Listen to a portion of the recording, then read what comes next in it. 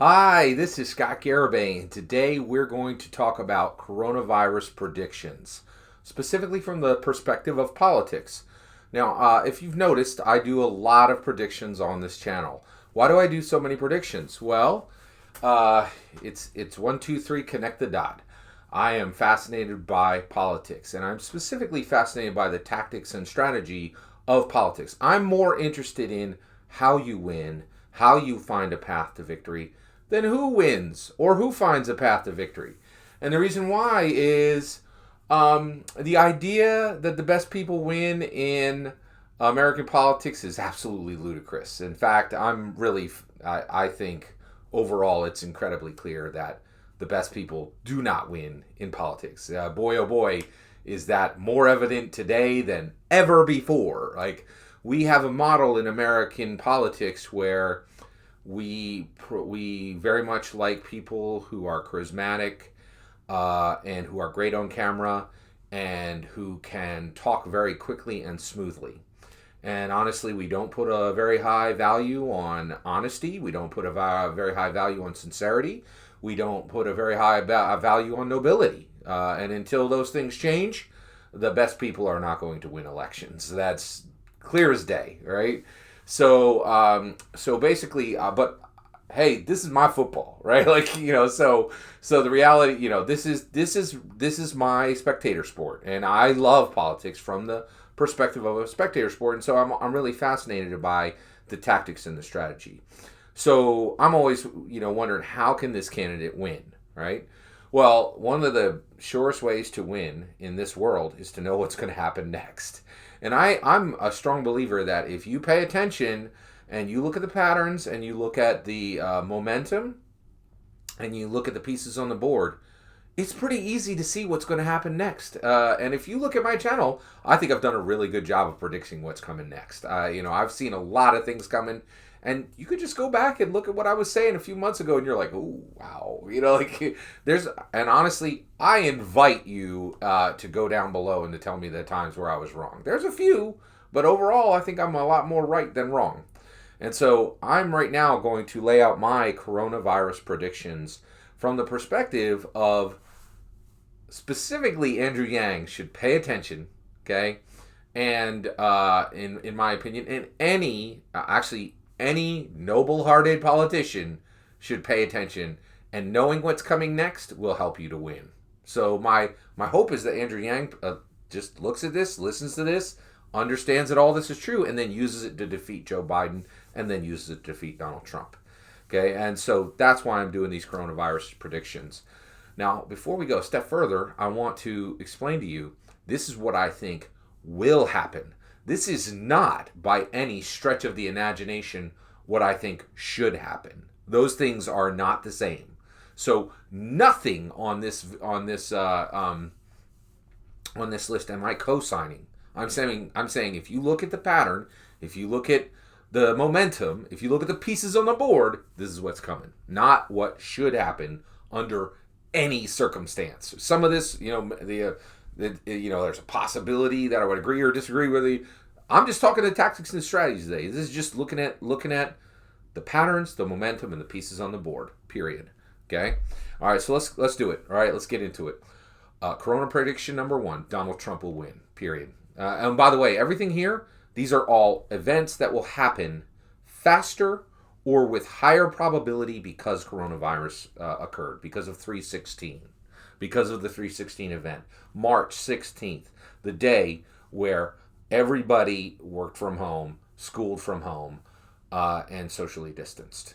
That was the start of it. 3/16, March 16th, to me, that is the new 9/11. And that date is, in my opinion, should be cemented as an American day of significance. Okay? All right, just like 9/11 is an American day of significance. All right, so Donald Trump wins, flat out, period. Everything that's happening with coronavirus is helping Trump, period. And the biggest one is, the Blue Power Base has chosen Joe Biden as their candidate. This was a terrible idea before coronavirus. Now with coronavirus, having a candidate who's 6 years older, actually at minimum 4 years older than Donald. By the way, I've never seen ages change more on Wikipedia or in the public eye than with these candidates. I'm hearing numbers all over the board, right? And so, just so you're aware, I think now political ages for politicians are just on a slider. They're just on a slider, right? 76, 77, 78. I don't know. One thing I can tell you is if Joe Biden gets elected, you're guaranteed an 80-year-old president, and you got a real high probability of an 86-year-old president. It's a promise of an 86-year-old president because Joe Biden has promised, right? Has made sure to make sure he never promised to do one term. So you're looking at an 86-year-old president. Ooh, boy, that's spicy, right? All right. Joe Biden was terribly weak before with coronavirus. He is utterly he's made completely pliable in the hands of Donald Trump. He's massively weakened by so Donald Trump is massively helped by coronavirus. That could be its own video.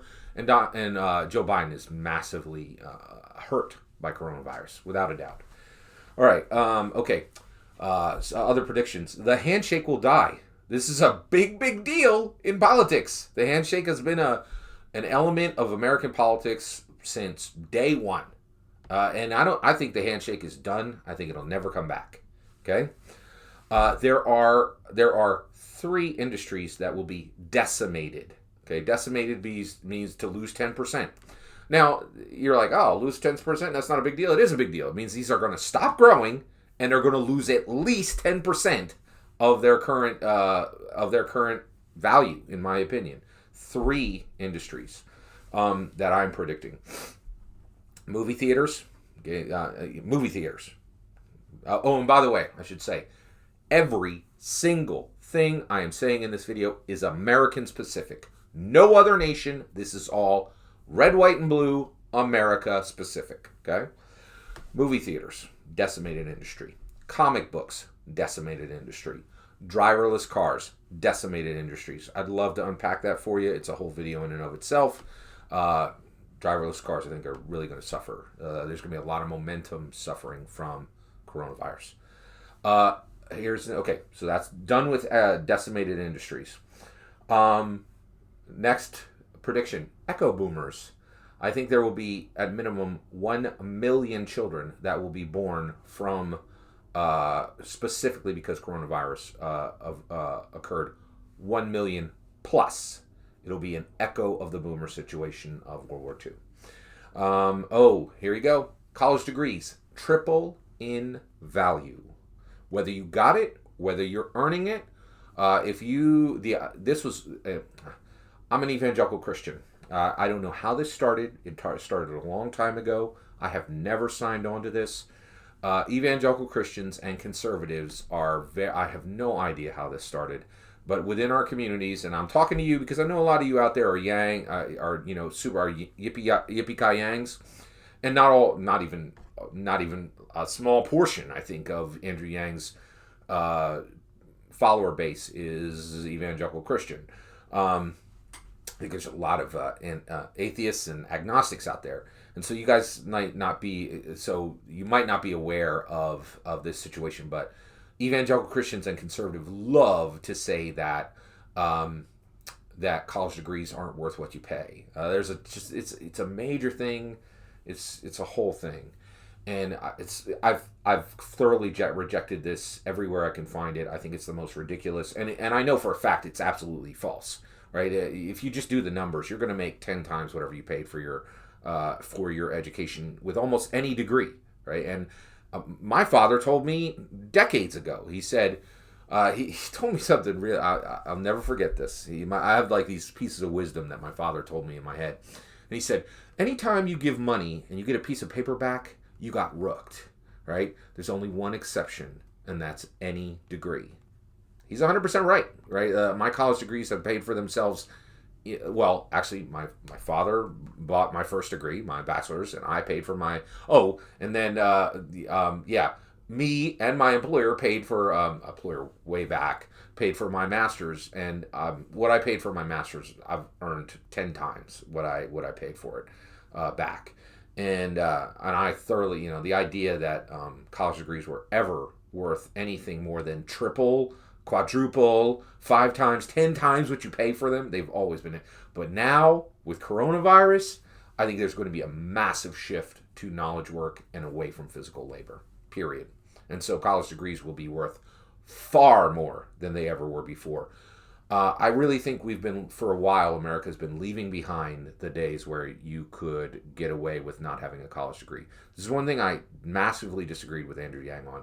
I think any parent who tells their kid not to get a college degree, it's downright irresponsible. I don't think any wise parent would ever do anything but tell their kids, you don't need a degree, you need 3. The idea that anybody would pursue not being a knowledge worker today, that was suspect before coronavirus. Knowledge work is going to go through the roof after coronavirus, and I think people are going to be incredibly hesitant to be physical laborers after coronavirus, period. Again, not what should happen, what will happen. I'm not saying this should be this way. I'm saying this is what will happen, okay? All right. This is a really unusual one. Cultural acceptance of polygamy will be fast-tracked, okay? Now, why do I say that? Again, this is what will happen, not what should happen. What will happen, not what should happen. Not what I'm saying should happen, okay? So, why would that happen? Why would cultural acceptance of polygamy be fast-tracked? Well, we're already going down that road. Love is love is love. Every single thing that sentiment stands for applies to polygamy. It does, consulting adults, choosing multiple spouses. How does that not fit love is love is love? It completely fits love is love is love.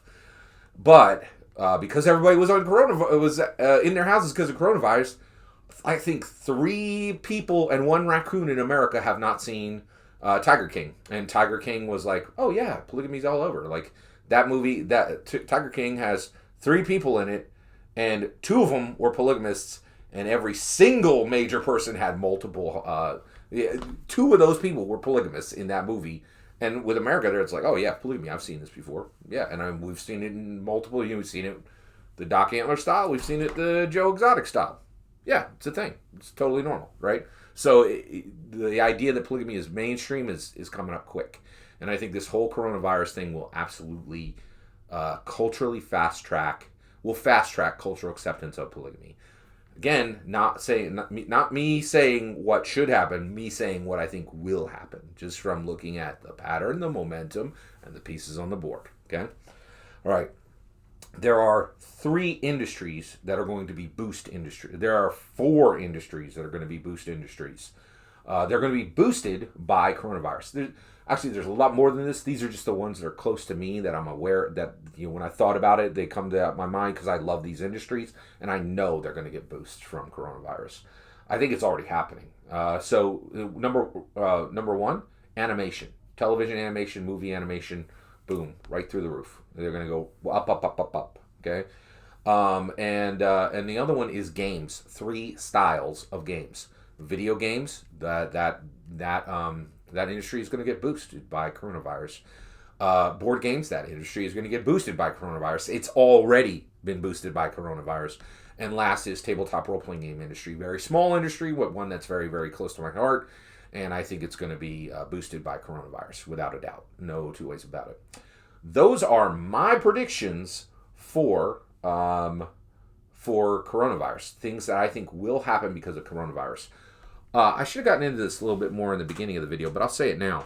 I'm predicting that Donald Trump will win. Right now, well, you're like, whoa, wait, Scott, what are you doing? How can you do that? You're calling for Yang to unsuspend. That's exactly right. I am calling for Andrew Yang to unsuspend. I'll do it right now. Andrew Yang, please, please, please unsuspend. You are our only hope for a great future for America. We need to be saved from a Joe Biden future. We need to be saved from a Donald Trump future. Please unsuspend. All right. With that said, why am I saying that if I'm predicting that Donald Trump will win? Well, here's the thing. I think the odds of Andrew Yang unsuspending are about 5%.